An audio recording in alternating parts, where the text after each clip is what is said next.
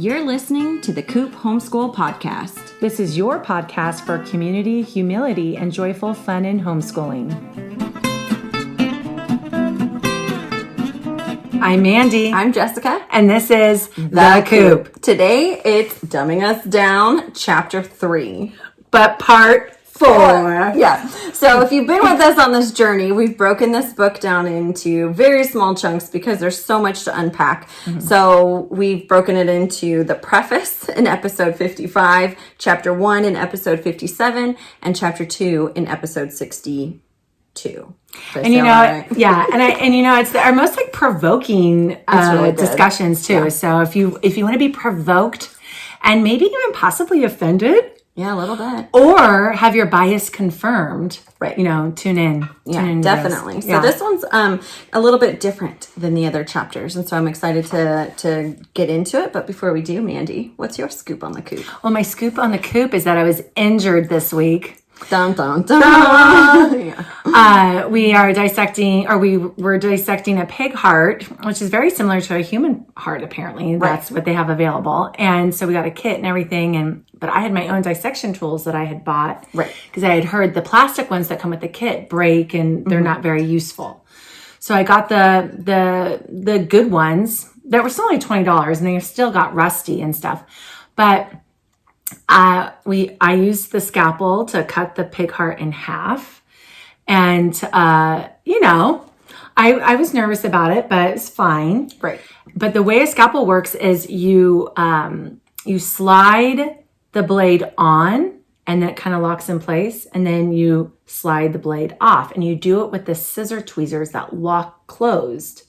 And when you lock, because I watched a whole YouTube about it. Right. So I'm like learning to be this surgeon in the meantime. Yeah, you are.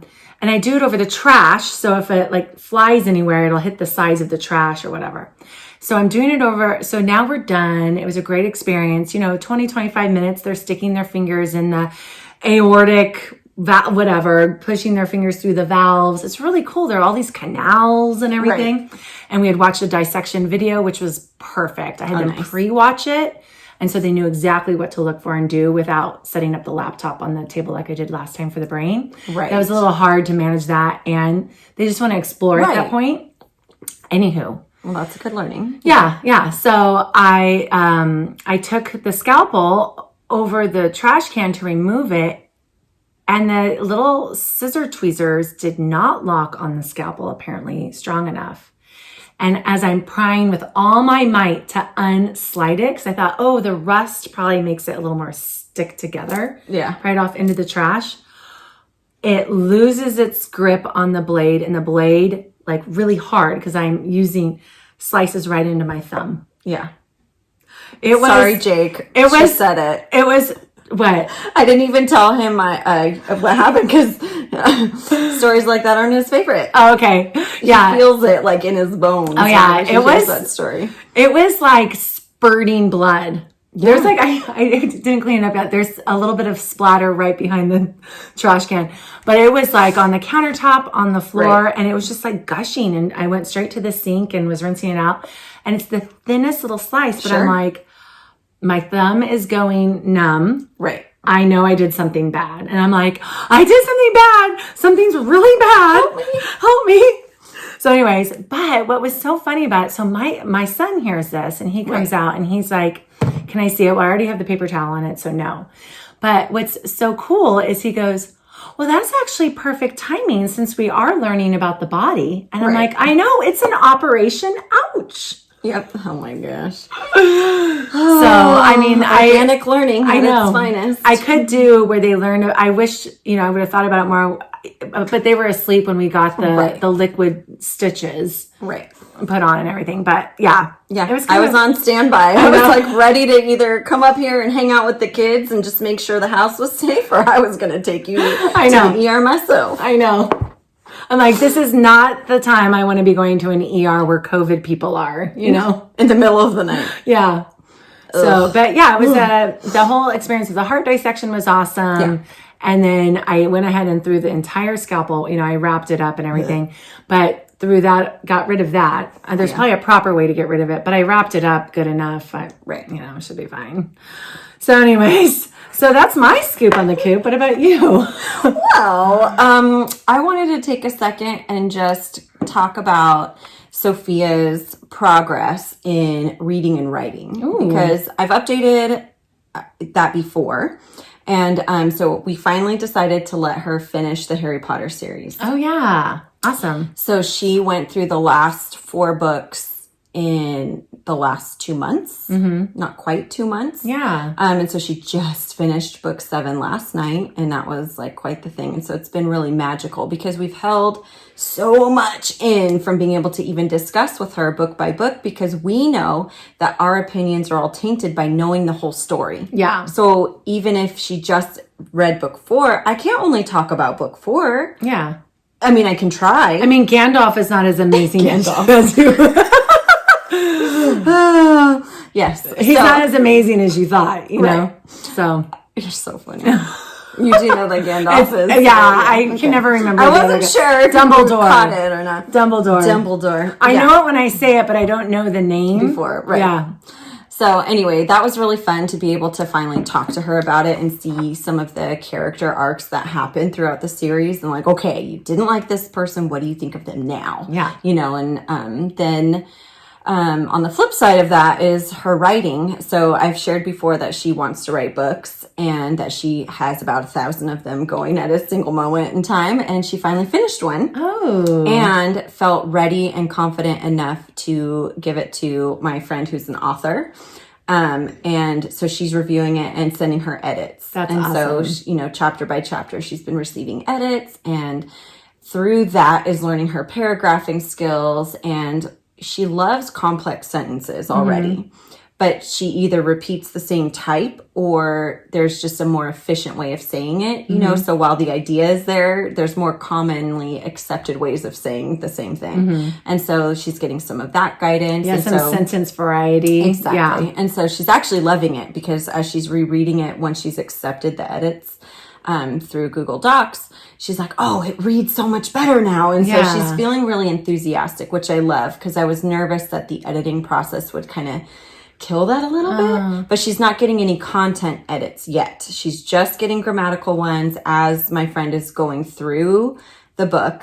So I'm guessing at the end, they'll go through content. And then be able to kind of talk about maybe like some considerations. And then at that point, that might feel more personal is when your actual story That's gets when you attacked. want to fight for things. Yeah. Right. So we'll see how she reacts to that. But all in all, I think it's a great experience. And so it's just really neat to kind of just see that new maturity, you know, instead of the 7 and 8 year old who's creating all of these, you know, starting but not finishing. Right. She's creating all these worlds but not finishing anything. Now she's got a unique story. And yeah, we'll see what happens. That'd be a great Christmas gift for her to give to her friends because like you could just print them and spiral bind it. Yeah. She did that for her friend for her birthday. Oh, yeah, that's right. Yeah, that's why it was in my head. So tell our listeners how much grammatical and writing curriculum have you done with her? Zero. Yeah. So the Charlotte Mason method, not that you're like consciously doing the Charlotte Mason method, but they say if they just read good literature, they will be able to write good literature. So she has the cadence of having listened to so much reading aloud, you know, through audiobooks or through my husband and I reading to the kids. And then she also has the advantage of seeing it. So she's looking at commas. She knows what they are. Yeah. You know, she knows where periods go. She knows where, you know, so the struggle she had was confidently knowing where paragraphing goes. So that's a fairly advanced skill when you think about it. You know, you start kids out with typically in the traditional school, you know, you start kids out with like idea 1, paragraph 1, idea 2, but that's not really how we paragraph. And it's not as fun to write that way. No. Yeah. And so the whole 5 paragraph essay structure, you know, beginning with that feels so limiting. And I didn't ever want that for her. And synthetic. Right. And if she's going to go down a career path where she needs to write a 5 paragraph essay, you bet she'll learn how to do it. Well, and those are more informative, right? You know, and if you're doing creative writing, you don't need to do that. Yeah, if she goes the academia route, you know, then we'll get there. I mean, when we write our blogs for the CoopHomeschool.com, we don't fall. I mean, I break so many rules. I have 2-word Do you sentences. have a thesis statement? Yeah, and a exactly. conclusion? I mean, you do, but Sometimes, you don't. or I just take you on a journey and say, there you go. Right, you're welcome. Those were my musings. Yeah. You know, that's the discussion. Exactly. Yeah, but I just want to point that out that, you know, I do a writing curriculum that I just started on fables, and they're learning words like amplification and summary. Yeah, absolutely. But it's not really necessary. It's just that it helps me teach them those things. But it just goes to show you don't need any of that. Right. You don't have to have any time in your day to do that kind of thing for them if they are readers. Yeah. Now, if they're not into reading and they never listen to books, then you might have to do something like that to just give them some exposure to how to write a good sentence and things like that. And we actually talk about that. I mean, this conversation wasn't planned, but I happen to have my laptop right here. Yeah.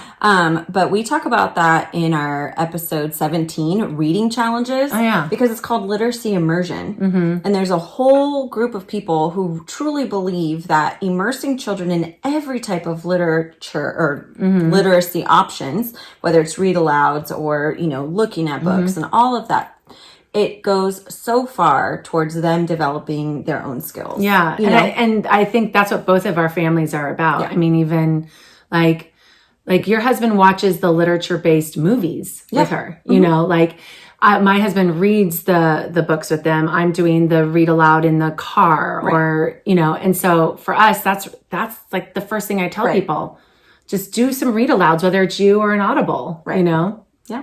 Yeah. All right. Podcast done. Yeah, we'll get out of that tangent. And now we've got the real work here. Yeah. If you've been listening to our Dumbing Us Down, they're usually about an hour. Yeah. But this one...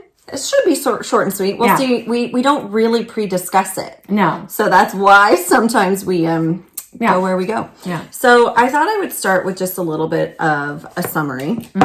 So he entitled this chapter, The Green Monongahela.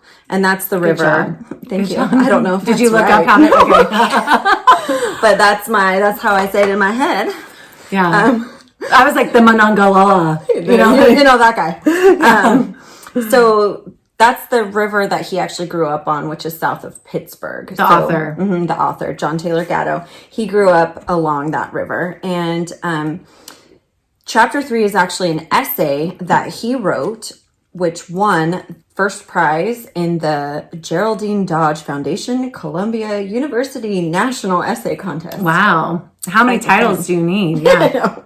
Okay. So it was given first prize, and then he's also used this as different speeches. So what I loved about this chapter was you actually got a glimpse of his childhood story, but not so much that you get bored or distracted by all of his anecdotes or whatever. He actually didn't have any. Yeah, it was just a nice break in the critiquing, you know, and then you have his background and I mean, his background kind of reminded me a little bit of the Homegrown. Right. Homegrown, is that the name of the book? The last one that we did? Yeah. It reminded me a little bit of that. You know? Kind of that, yeah. So basically, John Taylor Gatto is describing his childhood, which was he was given free reign, you know, and he was free to run around. And he said he remembers spending a lot of time watching, observing, and learning from adults around him, for better or for worse. There was a few instances where I wouldn't want my kid catching that, but at the same time, this is how most children have learned things. You know, you go back to cultures, you know, from a long time ago, the kids were not hidden from adults. Yeah. Adult life wasn't secretive. And we talk a lot about this in the previous Dumbing Us Down. So I won't jump in too far into that, but it was just a good reminder from his firsthand experience. You know, he said when the ships would come in along the river, the men would invite the young boys aboard and they would get to watch and they would learn. But then the boys also knew when it was done, it was done. You don't sit there and beg for more or you're not going to be invited to do this again. Can I read that part? Yeah. It says, "We didn't whine when our time was up. Men had work to do. We understood that and scampered away, grateful for the flash of our own futures they had had time to reveal. however small it was. I love how you wrote that. Right. And then he grew up in such a small town. He actually talks about how he got into some trouble and he got arrested, but it was about a learning, and so the police officer would take him back, and they talk about it. Well, he got arrested 3 times. Right? Yeah. It wasn't once it was Charlie. Charlie the cop, would take him back. And this sounds like this was 100 years ago. Right, and it's not. I know. It was the 50s, 60s. Yeah. But this all really shaped him, and it really, sorry, my brain is slow, but it shaped him into the educator he wanted to become. And then what he does is he takes that experience and then he compares it with his first experiences in the classroom as a substitute teacher. Yeah. And it was stark.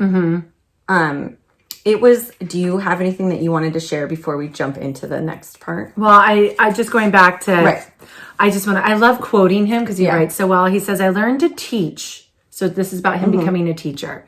I learned to teach from being taught by everyone in town, where I learned to teach the love of work from being asked to shoulder my share of the responsibility, even as a boy, and where I learned to find adventures I made myself from the everyday stuff around me, the river and the people who lived alongside of it. Oh, sorry.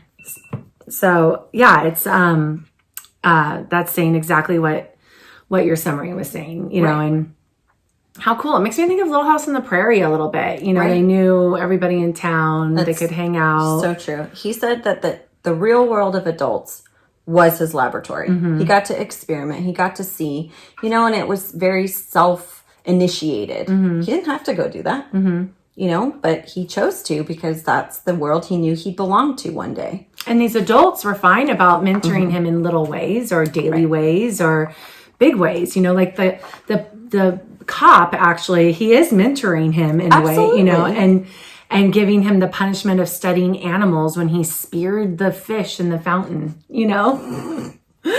So funny. It's true. Yeah. So then he talks about when he started teaching, he talked about the way that he wanted to approach his children. So he had a student who made a mistake, and he decided to give that student the day off of work. He bought her a bus ticket along with her mother to go down to do some community service to make up for the mistake that she made, as a punishment. But what it really did was it brought the mother and the daughter this opportunity to go and to experience something, and learn in the real world. Well, that's what the cop taught him. Exactly. So I love that he even brought that into what he does.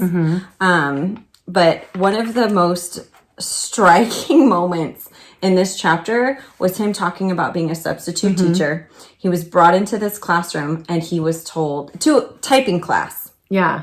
He was the typing class instructor as a substitute. Yeah. And it was the principal. Yeah. The principal or some director guy comes in and he says, under no circumstance are these children allowed to type. Yeah. They're all sitting in front of typewriters. And they're not allowed to type because he wasn't licensed to work with the typewriters. And this is probably, in the 80s? Right. So he wasn't given a memo ahead of time saying that this would be his job. With something else. No, he was thrown in there and then told, but you actually can't teach them to type. Yeah. So now you have a bunch of high schoolers, like 8th or 9th grade, a bunch of these teenagers sitting at desks with typewriters. With nothing to do. Right. That was fun. Like he would talk about hearing the click and the clack and, Right. Because the kids know this game is what he said. This is not new to the kids. Yeah. This has been going on. We knew when we had substitutes. That we knew it was a free day. Right. You knew when that one kid would say, oh, this is what we usually do. Yeah. You knew not to say, no, we don't. Yeah. You didn't want to be the kid who busted the fun, Yeah. So he ended up, it sounded like it went from almost, within minutes, it went to chaos. Yeah. From it escalated. He started looking around to see who was typing. Then all of a sudden, they're all typing. And then all of a sudden, a girl yells, look out. And there's a kid with a chair behind him. Well, because he's making a kid stop typewriting. And and it's like the older brother or somebody. And he didn't like how he was disciplining his brother. And And Gatto is awesome. What does he do? He picks up a chair too. Right. So it's a standoff. Yeah, and then the principal comes in. And, Right. And he's like, what do you want me to do? Right. What do you want me to do? And the principal or the director or whatever says, use your resources. What? Because there was no answer. You're not allowed Right. to type, and there's nothing else for them to do. So this inexperienced teacher who just gave up his copywriting job for commercials. His job. Yeah.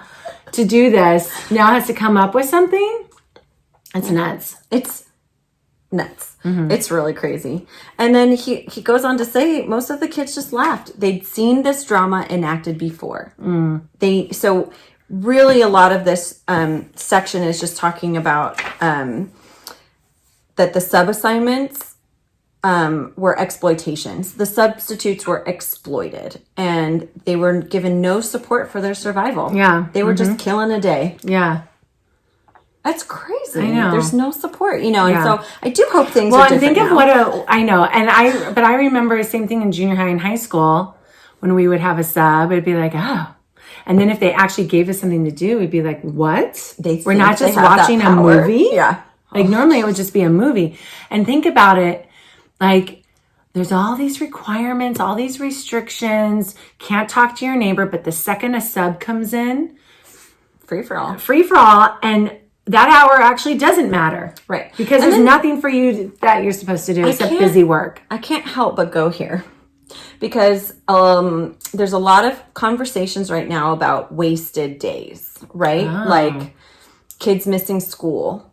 So what happened in 2020? The schools got shut down. Yeah. And then at first it's no big deal. We'll get them caught up. Yeah. And then all of a sudden when parents want to keep their kids home for political, personal reasons. Yeah. Well, that's a waste to their education, and it's just so interesting that the argument, anyway. Yeah. And then you get substitutes. But then you hear stuff don't like prepare this. your substitutes. Yeah. Who's doing the wasting here? Yeah. So when I was a traditional school teacher, I had to have like 3 or 4 days of sub plans ready to go. Right. But you know what those sub plans were? Busy work, stuff they already knew how to do because you couldn't ask a sub who doesn't know the 8 parts of speech to come in and teach that or doesn't know sentence diagramming to come in and teach that. Now, what's really cool is some schools have subs that know the curriculum. Sure. And they call them regularly. And so they already know and they could pick up right where someone left off. And where I've heard of that are private schools. Yeah. They have like a family of substitutes that they're usually like retired teachers or teachers who became moms and just want to work part-time. Yeah. And so they'll come in and work a couple hours. Right. And then they can go back home. And, but they already know all this stuff. Right. And they know that the other faculty and the administrators. So that's like best case scenario. Totally. But, that's not the usual. But in a urban school, I doubt much has changed from that. I went to a really decent suburban public school, and it was 3rd or 4th grade. And this woman came in, and she was so rude. It was definitely 3rd grade. Here's why. She called a boy wearing a baseball cap in the classroom. She called him hat. Excuse me, hat. Oh, you need to take off your cap. Well, because you know what? She probably has to build up a wall to be able to handle. We were nice kids at a nice school. But you don't know that, though. No, well, I feel like you should. We were in La Costa, if you know the San Diego area. I don't even know that. Well, that's where our water park place is. Oh, okay. That's an affluent area. Yeah. We were not... I was on a district transfer, the school that I should have gone to. Yes, you might want to come in being a little tough. Yeah. A little hard. Yeah. But no, not this school. This was a bunch of pretty nice kids. Yeah. Like, we didn't torture our subs. But some of these boys stuck up for Hat because he was going through cancer treatment for leukemia. Oh, my word. He had special permission from our teacher to wear his hat in class because he felt more comfortable. Yeah. And so...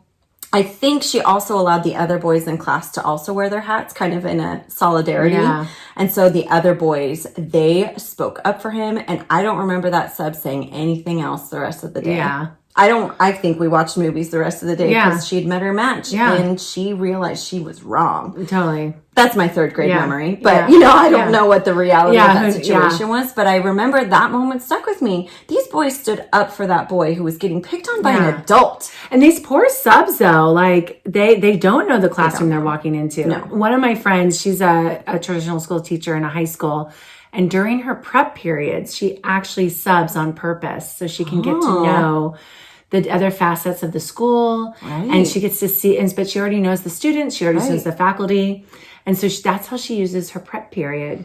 Is to sub, like, so she's in gym. brave, I'm watching her on Instagram right now. Oh, and she's on, she is subbing for like a week at gym class. So she's in the weight room showing all the weights and the kids doing their weights, and she's the sub. Right. But they all Good for already know her. her. She's a Right. photography teacher, you Right. know. They're comfortable with her. Yeah. Yeah. So I think some people have figured it out, but, you know, I'm sure there's still these same kind of stories with fighting chairs between teacher and student, you know. So then the last part of this chapter really, I mean, I think I cried the first time I read it because it was really touching, and I don't know, sometimes it just gets me.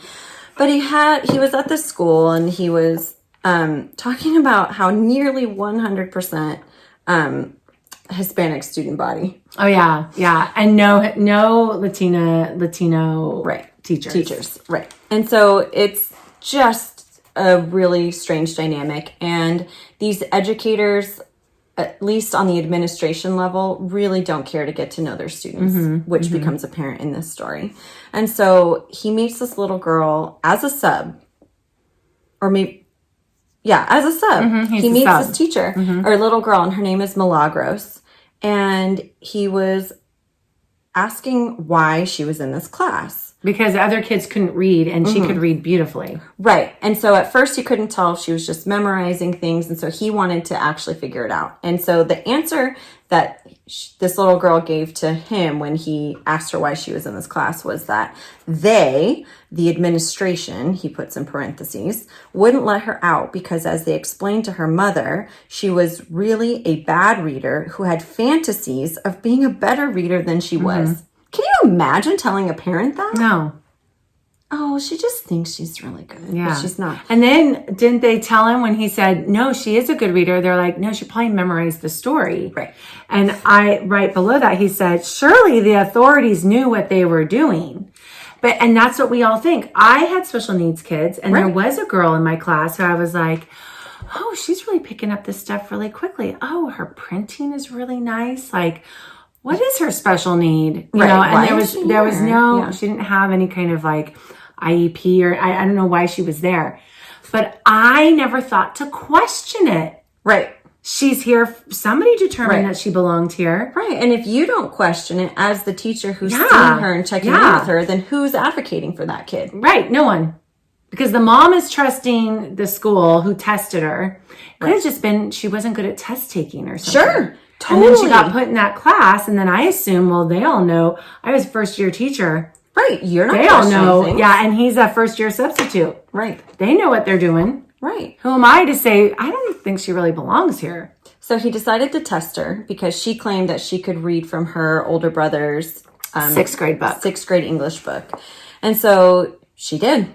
And he decided that he should take her case. So he goes to the principal, and she's completely dismissive. Yeah. Completely dismissive. You don't know what you're talking about. Yeah, don't tell me how to run my school. Don't tell me how to run my school. And then he says, but the kid can read. Like, seriously, she can read. Yeah. And so she goes, well, what do you suggest? Yeah. What is that? This is at a different school than the first scenario. I wonder if a bunch of these people, though, enter into education with all the hopes and dreams, just like Gatto did. Right. And over time, they get berated, they get tainted. Right. And at the end of it, then they're like, they're her, you know?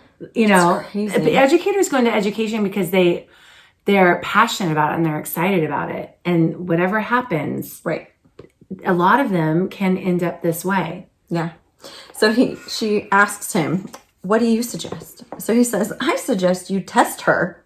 And if she isn't a dummy, get her out of the class that she's in. Mm-hmm. And then the administrator's offended. I don't like your tone. None of our students are dummies, Mr. Gatto. And then you will find that girls like Milagros have many ways to fool amateurs like yourself. And so again, making excuses for their incompetency. Yeah.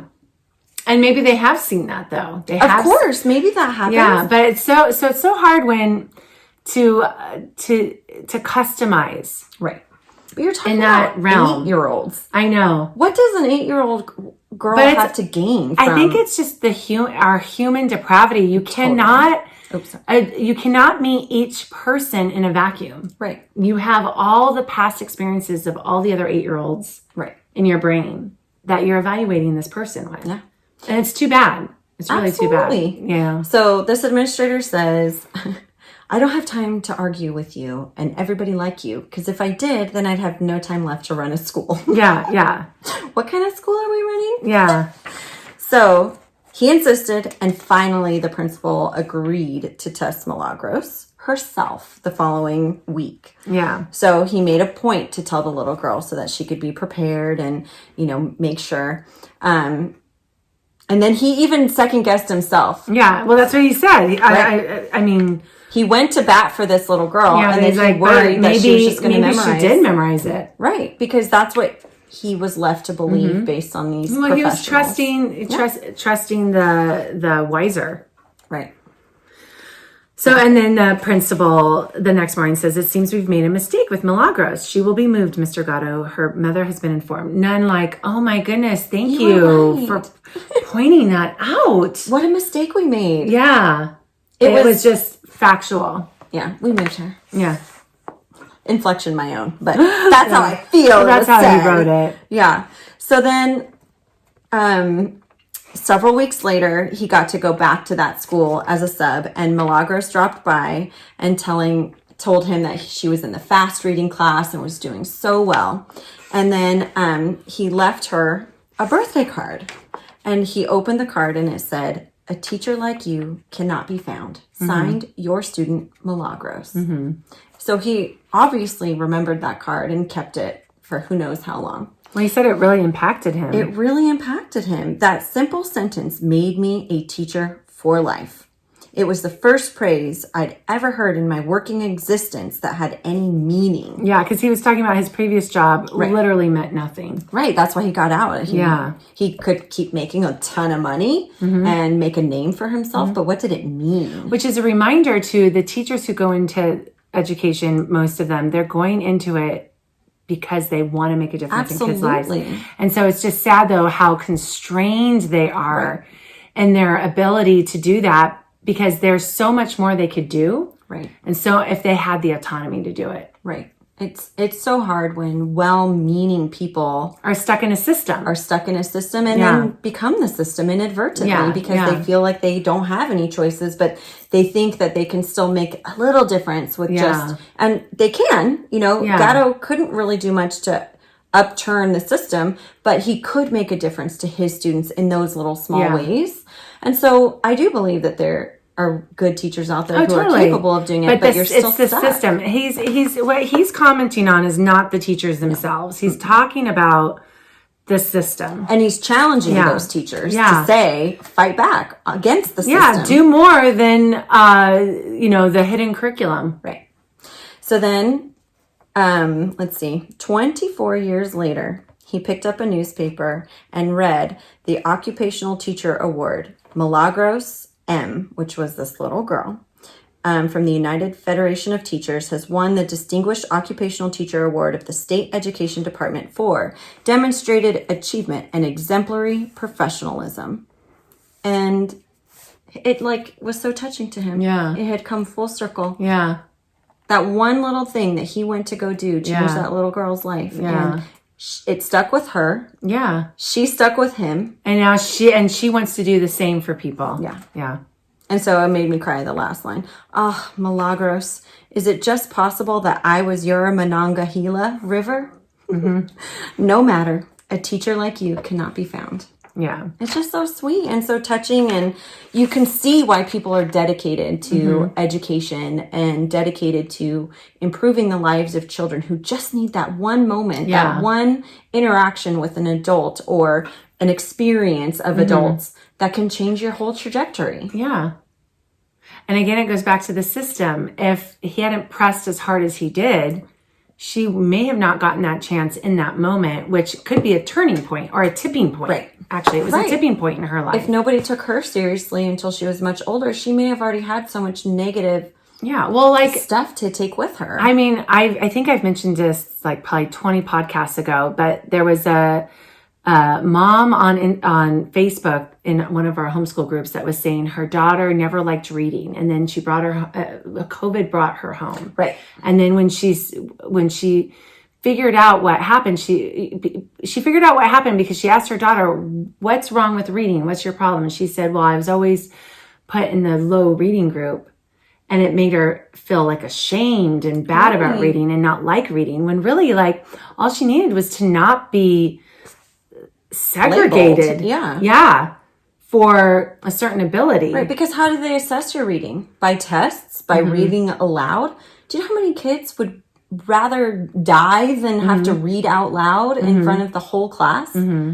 Most kids don't look forward to that, and it's forced on all of them. Yeah, and people have different skill sets of how they can communicate their comprehension. Absolutely. You know, so I don't think they were identifying it very well, and you're putting them in groups because you got to start somewhere. And they're putting them in groups because they're trying to customize the education. They're trying to do what we promote in homeschooling. Right. But you can't customize an education in a Darwinian, survival of the fittest, assembly line institution. It falls short every time. Yeah.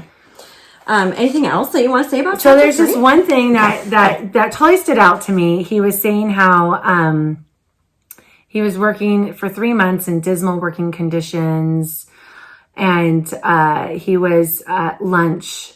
He was with teachers in the cafeteria, and to this day, after 30 years in the business, I can honestly say I have never once heard an extended conversation about children or about teaching theory in any teacher's room I've been in. And I was like, same. Like, I was only a traditional school teacher for 2 years. And I stopped going to lunch, actually, because it was very negative. And I was like, I'm not bonding with the teachers. It's just like complaining. Right. So I'm now going to use this as my prep time. Right. I'm going to eat my food real quick and use it as my prep time. And they were usually just having a hard time with like disciplining hard kids. You know, it was about controlling the classroom. Yeah. And, I don't know how long I sat in on those lunches, but that's why it was just so funny. I've already getting a master's of education at that point, and I've never heard about any kind of teaching philosophy other than like the traditional model. Right. But then also, since I was at a Christian APU, Azusa Pacific University, they were saying, you know, the number one things kids need is God, is to know the truth of Jesus Christ. And whether you're in a public school or not, it doesn't matter. You teach them about life and love, and that will bring them to a knowing, you know. But that was most impactful. But I never heard about other philosophies. Right. I never heard about like nature-based. Right. You know, or a classical model. Child-led. Right. Yeah. I mean, I think Montessori was kind of coming about in a bigger way at that point. Right. Up to the level of but that pedagogy was seen, you learn about. Yeah, but that was, we literally saw that as kids just getting to play on the playground all day and not doing anything. Right. So we're Montessori kids. Yeah. Which is actually, Montessori's, not all Montessoris who say they're Montessori are actually Montessori. Right.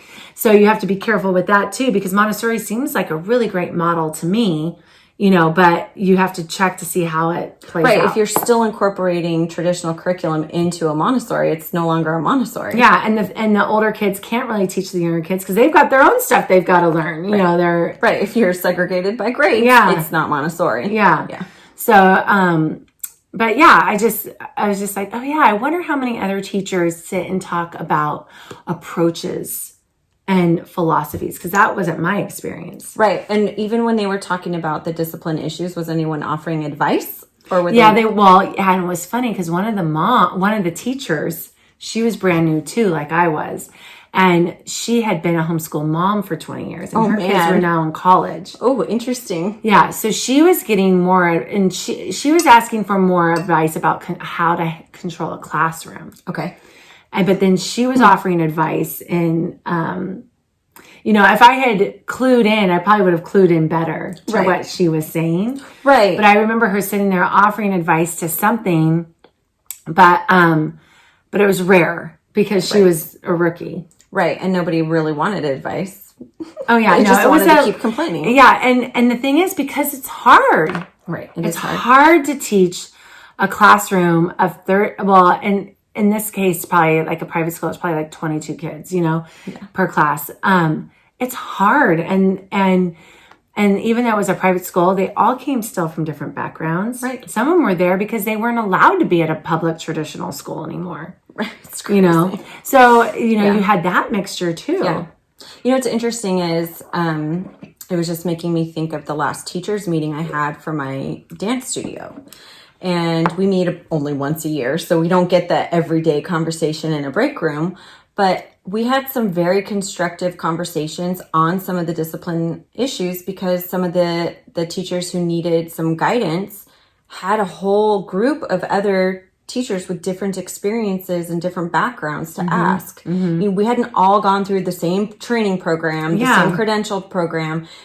Some dance educators only have their dance training that they bring forth to become educators. There's no certification process or licensing to become a dance educator. Yeah, that's weird. So there's a Shark Tank idea. Well, there is, but it's not a requirement. Yeah, I actually am pursuing that. I'm working on my certificate, and then I'm working on I don't want the entry level.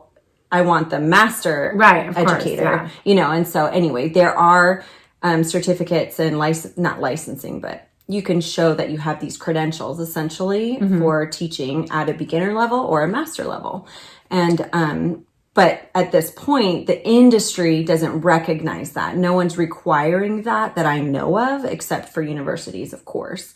But more people have to have it for them to, because it would be a diamond in the rough to find someone. So it's one thing, so that's not really. So once studios start offering incentive to do it, then there might be a standard pedagogy. But right now there's not. Yeah, there isn't. And weird. But it was nice because I think that allowed for us to have a constructive conversation because we didn't all have only one way we were thinking about it. We all had our unique experiences, beliefs, and philosophies that we could bring to the table. Well, I remember at APU, the WASC, Western Association of School or something. It's the accreditors. Right. I think our school got dinged on our Masters of Ed program because it was too concentrated on special ed and special needs. Whereas at the time, the trend was diversity. So because the focus was not on diversity, but on inclusion in the classroom and mainstreaming special needs kids and how to do that, they got dinged.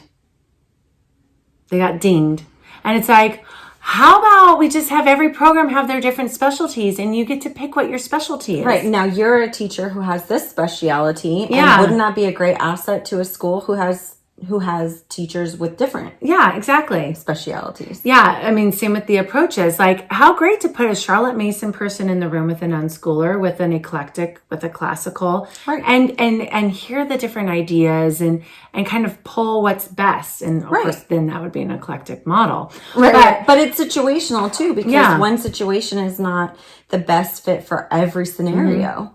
And the problem with the traditional school, the institutionalized school, is there's no autonomy. Right. They have to stay together, and the teachers can't say like, oh, actually, I'm so into nature and I'm really equipped with that. And I can literally like take them for walks around campus and teach them science. No, they can't. And no, they can't. You have to sit in your seat. Yeah, you have to sit in your seat and you have to teach the curriculum that the government told you to teach, not giving of yourself, of this wonderful wealth of knowledge that you have and experience. Yeah. Right. You can only give little pieces of yourself as you can sneak it in there. Yeah. Of course, I don't always, if my kid was in a traditional school, I wouldn't want the teacher giving too much of herself either. Right. Her expertise, you know, I'd want her expertise. Like if she's really good at gardening, then please teach my kid gardening. Yeah. You know, and if someone else is really good at engineering, please offer engineering. Totally. And the elementary level, Yeah. you know? Yeah. I mean, electives should not have to wait until they're in 5th or 6th grade. Electives should be happening. Do they even start then? In junior high, they do. Yeah, you get electives. I don't remember. So I took Spanish. Oh, maybe. I did band. And I did cooking, or home ec. It was called home ec. I'm sure that's not PC now, but I took home ec, and it was like sewing. Right. Oh, and cooking was its own class, actually. So cooking, that's where I got in trouble for cheating. Cooking. Oh my gosh. Of course you did. So funny. I'm sorry I didn't make my caramelized carrots. I had swim practice. You know? So funny. So how did you cheat? I said I did. I filled it out. Oh. But I wouldn't sign the parent's signature because I wasn't that dishonest. And then she said, you didn't have it signed. I was like, I didn't do it. I was hoping you wouldn't notice. So I didn't make caramelized carrots. I don't get home till 7:30 every night, you know? Oh my gosh. Can you make caramelized carrots today? I'm sure I could follow instructions. Exactly. Done. Whenever I cook for people and they're like, that's really good. I'm like, isn't it? I'm just so impressed with myself. No, but it's like, I'm just following instructions. Right. And when my kid writes their name at the top of the page because I told them to, I'm not like, isn't that amazing? Right. I'm like, no, you followed instructions. Big whoop to do, you know? I know. But if you come up with your own recipe, or you made a little tweak on it, or you figured out a faster way to do it, then that's something to be complimented. Yes. Yeah. All right. Moving on. Enough with our book. Tune in next time for chapter 4. Yeah. Looks like a doozy. We need less school, not more. We may or may not even break that up into multiple episodes. We'll see how it goes. Well, and I think what we need to do is that's longer. It's long and it's several sections, and I imagine each section will have its talking point. Yeah, and I think what we need to do too is think of how it applies to yourself. Absolutely. So like for this chapter, like are you stuck in what your lens of your child is? Oh, they're not good at math, so we're going to move slower. But then when they're doing better, are you moving faster? You know, what helps is, even though this is critiquing the traditional school, most of us who have been raised in the traditional school are carrying that on in us. Right. And aren't thinking outside the box and wanting our kids to conform. And, you know, like how can you use this information to inspire you to be different in your homeschooling? Right. So, yeah. I like it. Yeah. All right. Are you ready? Yeah. What's the It's question? time for the Coop Q A, A. where we answer your questions. If you have a question you want us to answer, head over to the podcast page on our website, thecoophomeschool.com, or email us, mamahens@thecoophomeschool.com. Today's question is... The question is... Oh, what are your favorite charities? So Mom asked this because she was looking at places to encourage her kids to raise money for and to learn about organizations. Well, my newest one is the Heifer International. Yeah. Because we just did that with our co-op and we raised the money. But what I love about it is they have a whole link that has the kids, for kids, that they can learn, they can see videos of the villages that are gifted animals from people's money. What a flock of chicks does, what a goat does, what a water buffalo does. And there's like little activity books you can print out. Yeah. And I mean, I feel like we spent like 2 hours on it when we did it for the co-op. And it was really a neat way for them to see, like, not just learn how to help people, but also learn how an animal just a single animal can enhance a whole community. Absolutely. And make help that person make money. Yeah. So Heifer International would be one of them. And then I'm just going to say the other one that we've been involved in is the Operation Christmas Child. It's a shoebox you fill up with a bunch of toys. If you go to Samaritan's Purse, you can see what the list they have for different ages of either a female or a male child. And what they're looking for, like toothbrushes and socks, but then also like one big fun gift. But my kids really love doing that because they pick a person, their gender and their age, and they look for things to fill a shoebox with that they would need and want. And that last year or 2 years ago, we ended up spending $50 a box. So pay attention to how big your box is. And if you do the plastic container. We do the literal shoebox. Yeah. So that way they can use the container for carrying water or whatever. And, but I just think it's a really neat way to get the kids involved in giving. And if they can give of their own money, like my kids, I didn't give any money except for like the processing fee. Sure. To Heifer International this year. They gave all their own, like one of my kids gave $20. Nice. I know. Like they gave their own money in proportion to what they felt comfortable with what they already had. And I didn't give them any percentage or whatever. And it was really neat for them. And then they were really more invested in and it was neat to do it as a group because we raised over $300 plus a $500 corporate sponsor.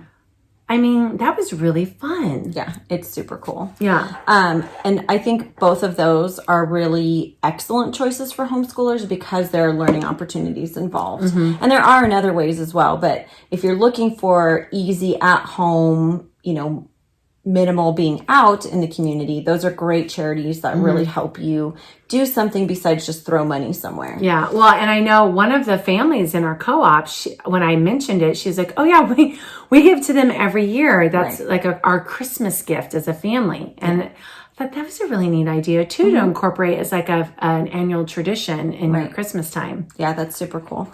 And then we do talk about Operation Christmas Child and a few others in our giving episode, which is episode 23. So if you want some ideas, it's the perfect season to start really thinking about that and get that out there.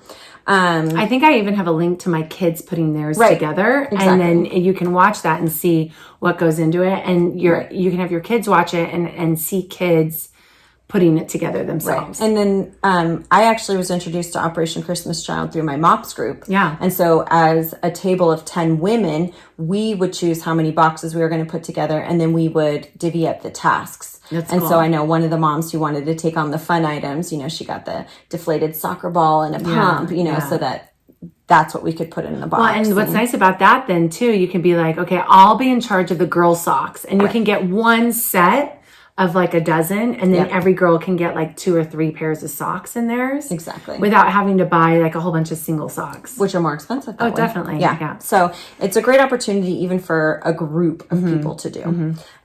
So we were talking about other things. Check the organization's credibility. There's websites that will help you do that. And check their messaging. Is that something that you agree with if you're trying to do this charity as a family? Look at their messaging. Is that something that you believe in? If you're doing it as a group, make sure that the whole group feels comfortable with what's happening. And then check with your local churches. Maybe you have a church or of a church in your area that supports an organization that you really feel connected to. There's the compassion experience that kind of travels around.